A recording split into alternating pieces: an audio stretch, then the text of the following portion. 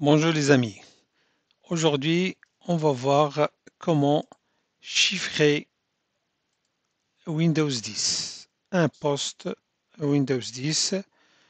Normalement pour Windows on le chiffre avec un outil qui est intégré, c'est BitLocker. La dernière fois on a vu le chiffrement sous Linux et du coup on a vu il y a deux façons de chiffrer Linux, soit au début, soit à la fin de l'installation du système. La façon la plus recommandée, c'est avant l'installation du système parce qu'on chiffre tous les disques. Alors que si on chiffre après l'installation, on va chiffrer juste le dossier personnel. Voilà. Et du coup, aujourd'hui, on va voir le chiffrement avec Windows. La séance prochaine, ça sera le chiffrement avec macOS. Là, pour Windows, on a dit c'est BitLocker. Sauf BitLocker, il se base sur une puce qui s'appelle TPM. Voilà. Ça sert à rien d'entrer dans l'explication de TPM, qu'est-ce qu'elle fait. De toute façon, il y a des PC qui n'ont pas cette puce, mais on peut chiffrer quand même. On a, par exemple, cette machine que j'ai devant moi, c'est une machine virtuelle. Du coup, il n'y a pas de puce TPM. Si je lance le chiffrement, pour lancer le chiffrement sur une machine avec puce TPM, ben c'est facile, il faut juste écrire ici BitLocker et cliquer sur Gérer BitLocker ici. Après, ici on a la page, l'onglet de chiffrement des disques. Là, on a les disques. On a le C qui est désactivé. Il n'y a pas de chiffrement, BitLocker est désactivé. On peut avoir ici, si on a des clés USB, ils vont afficher ici. On peut même, bien sûr, chiffrer nos clés USB via BitLocker. Du coup, nous, on va chiffrer le disque C. Il suffit d'activer BitLocker et après suivre suivre voilà, les recommandations. Si on active là, on va voir que ça ne serait pas possible parce que tout simplement ce périphérique ne peut pas utiliser un module de plateforme sécurisée TPM. Votre administrateur doit définir l'option autoriser BitLocker sans module de plateforme sécurisée compatible. Voilà, il faut, ça veut dire exiger le BitLocker sans TPM. Voilà. Et du coup, comment on fait ça? C'est avec la stratégie de groupe. Avec la stratégie de groupe, on vient ici et on va taper exécuter. Alors, si cette machine n'est pas jointe au domaine, ça veut dire que ce n'est pas une machine qui appartient à un parc informatique d'une société, c'est ta machine personnelle par exemple, tu peux directement, comme je vais faire maintenant. Il y a une autre façon, si la machine appartient à la société, ben là, on fait ça via l'Active Directory. On autorise ça via Active Directory, sauf que dans les sociétés, rarement qu'on trouve les machines sans TPM. Alors, on clique sur Exécuter et là, on tape gpedit.mc et on fait OK. Et là, on tombe sur notre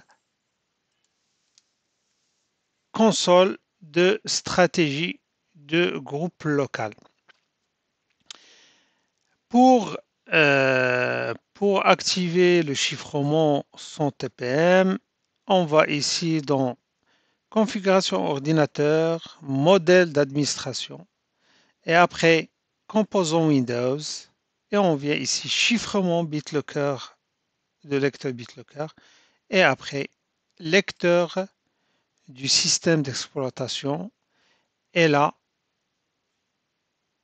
exiger, alors c'est exiger, mais sécuriser, exiger une authentification supplémentaire.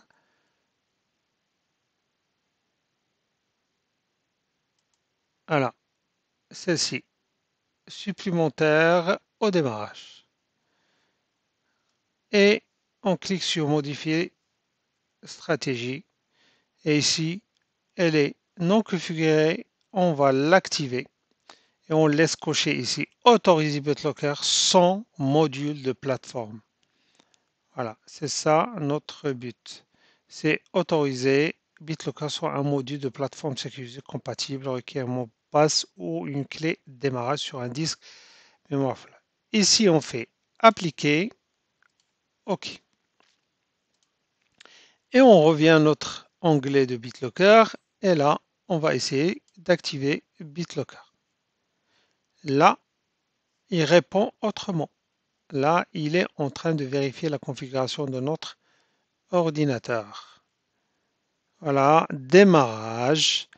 Et là, il nous propose soit insérer un lecteur flash USB ou entrer un mot de passe. Choisir le mode de déverrouillage de votre lecteur au démarrage. Certains paramètres sont gérés par votre administrateur système. Pour assurer la sécurité de vos données, vous pouvez indiquer à BitLocker d'exiger un mot de passe ou l'insertion d'un lecteur. On va mettre, nous, un mot de passe. Et du coup, je vais mettre un mot de passe simple, mais il faut absolument mettre quelque chose de compliqué. Voilà, ici, conseil pour créer un mot de passe fort. Et on fait suivant. Du coup, là, il n'aime pas le mot de passe.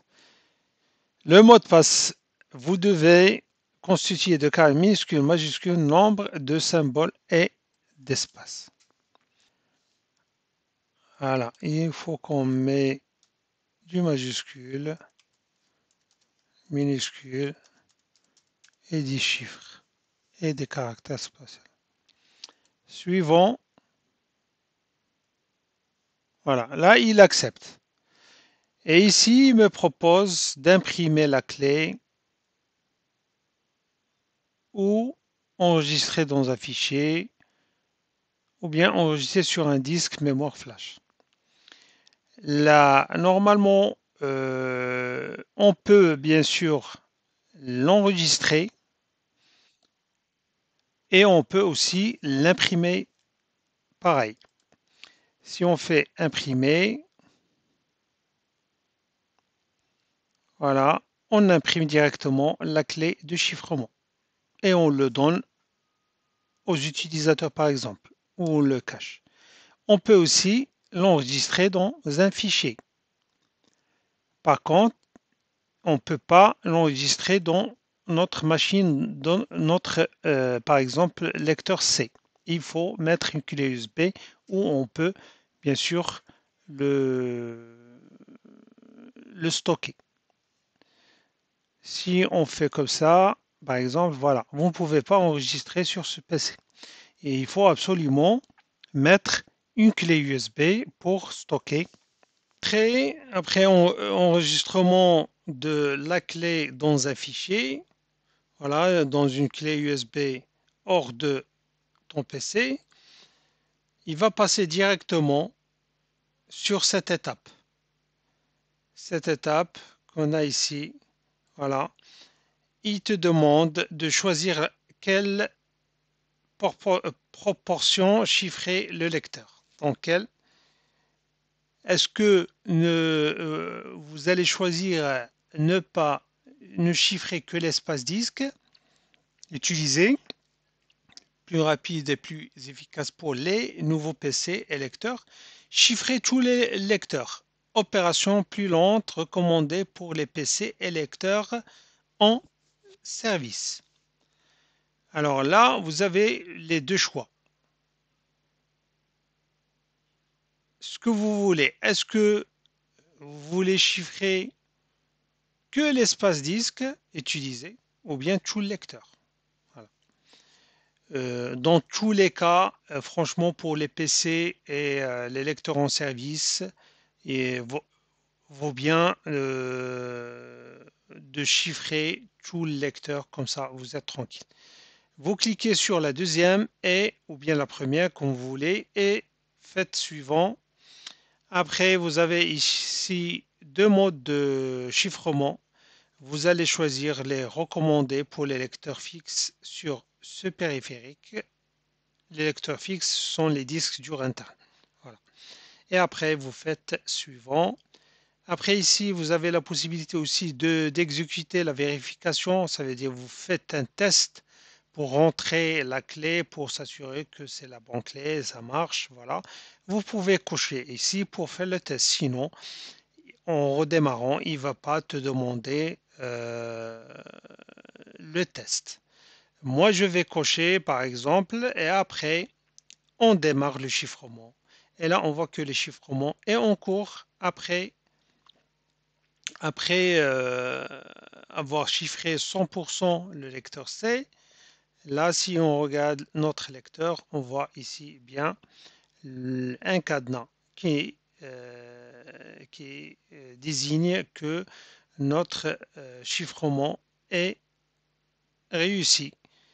Et au démarrage, puisqu'on a choisi de tester, on aura ici le BitLocker, la fenêtre de BitLocker pour mettre notre mot de passe BitLocker pour bien sûr déchiffrer notre lecteur. Voilà.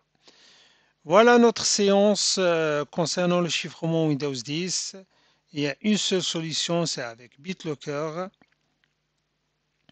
Et on peut la faire soit en local, comme on a fait maintenant ensemble, soit bien sûr via l'Active Directory en joignant le PC, notre PC au domaine et après créant bien sûr une stratégie de groupe, une GPO pour appliquer le chiffrement sur tous les PC qui sont joints au domaine.